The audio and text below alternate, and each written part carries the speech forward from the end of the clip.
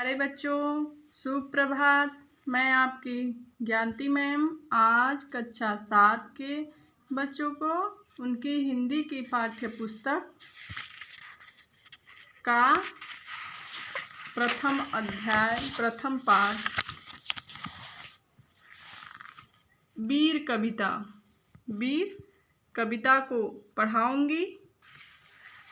आइए हम लोग इस कविता का परिचय देख लेते हैं।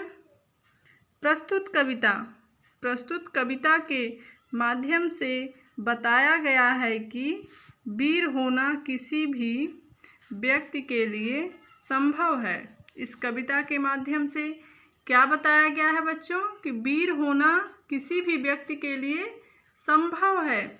इसके लिए मानव में आत्मविश्वास, सत्य पर अडिग रहने की क्षमता, उचित अनुचित का ज्ञान तथा दृढ़ इच्छा शक्ति जैसे गुणों का समावेश होना परम आवश्यक है।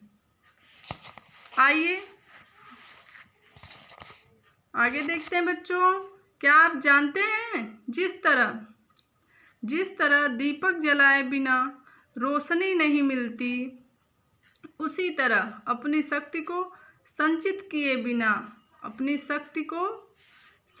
एकत्रित किए बिना सफलता नहीं मिलती। इस कविता का मुख्य उद्देश्य क्या है बच्चों? बच्चों में वीरता, हिम्मत, सकारात्मक सोच तथा इच्छा शक्ति का विकास करना। आइए हम लोग इन पंक्तियों को पढ़ते हैं और इसके अर्थ को भी समझते हैं। सच है विपत्ति जब आती है, कायर को ही दहलाती है। सुरमा नहीं विचलित होते, क्षण एक नहीं धीरज खोते। ये सच है, यह सत्य है कि विपत्ति जब आती है, जब मुसीबत आती है, परेशानी आती है, कठिनाई आती है, तो कायर को ही दहलाती है। जो कायर होते हैं उन्हीं को वह दहलाती है, डराती है, धमकाती है।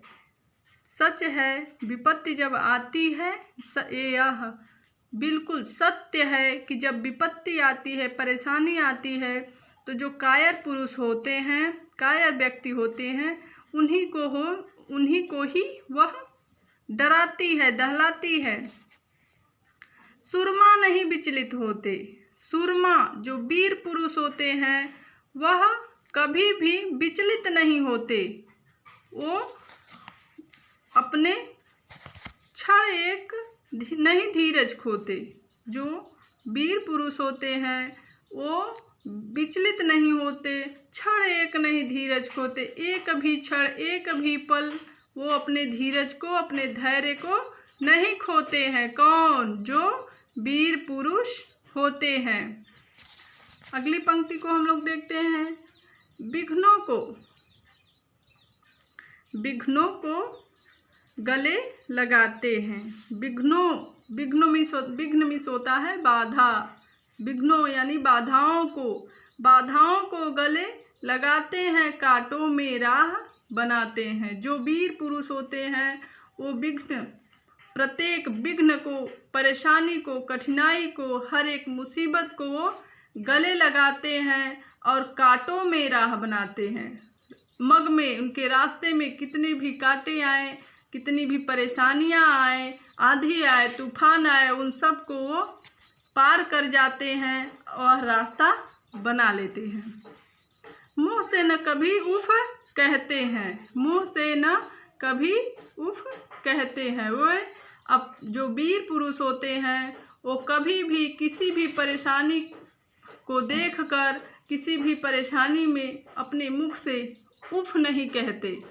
संकट का चरण न गहते हैं। वह जो वीर पुरुष होते हैं वो संकट के चरण नहीं गहते, संकट के चरण नहीं पकड़ते हैं। वो संकटों का सामना करने का सामर्थ्य रखते हैं। संकटों का वह डटकर सामना करते हैं। जो आ पड़ता सब सहते हैं। जो उनके ऊपर मुसीबत, परेशानी आती है उसको वो सब सहते हैं। उद्योग निरत नित रहते हैं और अपने नित्य कार्य में वो निरंतर निरत रहते हैं, निरंतर अपने कार्य में तल्लीन रहते हैं, मग्न रहते हैं। सूलों का मूल नसाते हैं, सूलों का मूल नसाते हैं। सूल मीन्स होता है कांटा, तो सूलों का मूल नसाते हैं। जो वीर पुरुष होते हैं वो क्या करते हैं, वो सूलों का मूल नसाते हैं, सूलों का मूल नसाते हैं, बड़ खुद विपत्ति पर छाते हैं। जो वीर पुरुष होते हैं वो अपने राह में आए हुए कांटों को नष्ट कर देते हैं। नसाते हैं अर्थात जो वीर पुरुष होते हैं वो अपने राह में आए हुए सारे कांटे को, सारे परेशानी को, सारे दुखों को क्या करते हैं, वे नष्ट कर देते हैं और खुद विपत्ति पर छाते हैं। विपत्ति उनके ऊपर अपना प्रभाव नहीं छोड़ पाती, बल्कि वो खुद ही विपत्ति के ऊपर छा जाते हैं, विपत्ति के ऊपर खुद अपना प्रभाव छोड़ देते हैं। कौन, जो वीर पुरुष होते हैं। है कौन विघ्न ऐसा जग में, है कौन विघ्न ऐसा जग में, टिक सके आदमी के मग में। ऐसा कौन विघ्न, ऐसी कौन सी बाधा है जो वीर पुरुषों के रास्ते में टिक सकी है। ऐसी कोई बाधा नहीं है जो वीर पुरुषों का रास्ता रोक सके, वीर पुरुषों के रास्ते में आ सके, उनका सामना कर सके। ऐसा कोई विघ्न इस संसार में नहीं है जो वीर पुरुषों के रास्ते को रोक सके। आगे हम लोग देखते हैं बच्चों, अगली पंक्ति क्या है। खम ठोक ठेलता है जब नर, खम ठोक ठेलता है जब नर, पर्वत के जाते पाँव उखड़। खम ठोक ठेलता है जब नर, पर्वत के जाते पाँव उखड़।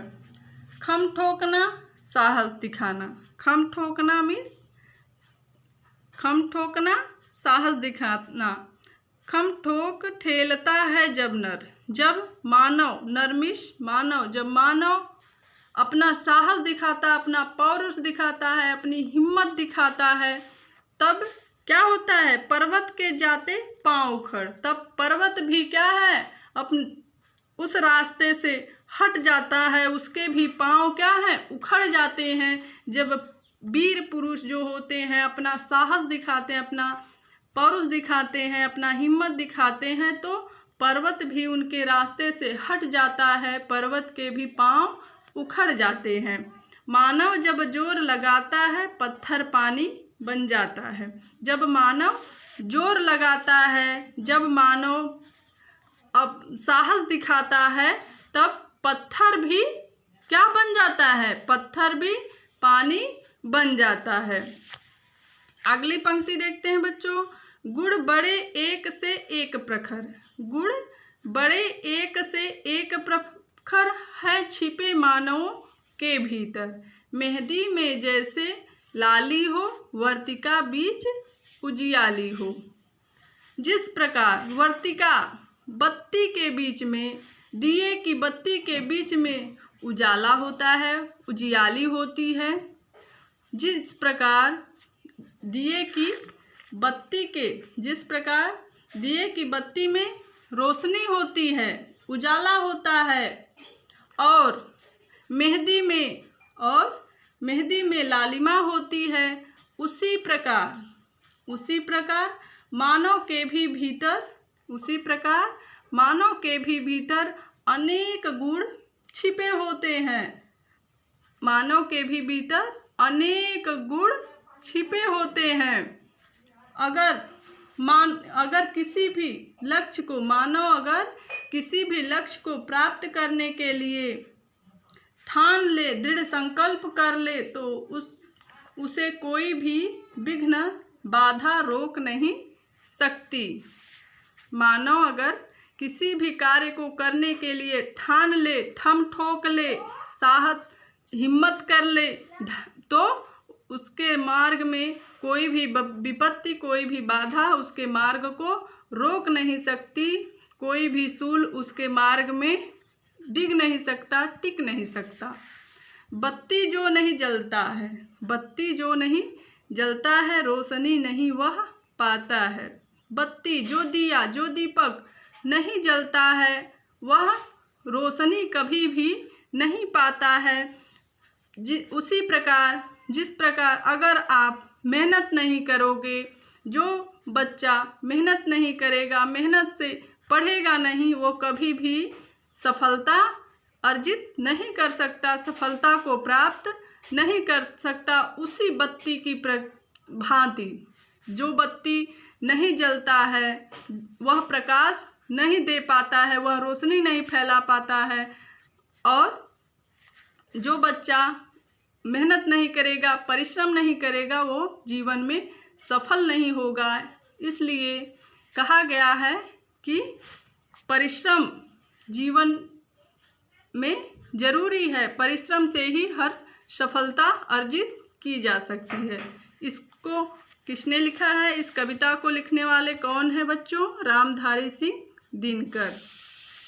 इस कविता के रचनाकार कौन है? रामधारी सिंह दिनकर। अब आज के लिए बस इतना ही बच्चों। अब अगली वीडियो में आपके अगले पाठ को मैं लेकर फिर आऊँगी। तब तक इस पाठ से संबंधित जो भी आपको गृह कार्य दिया जाएगा, उसको आप अपनी नोटबुक में लिख लीजिएगा और इस पंक्ति को याद भी कर लीजिएगा। धन्यवाद।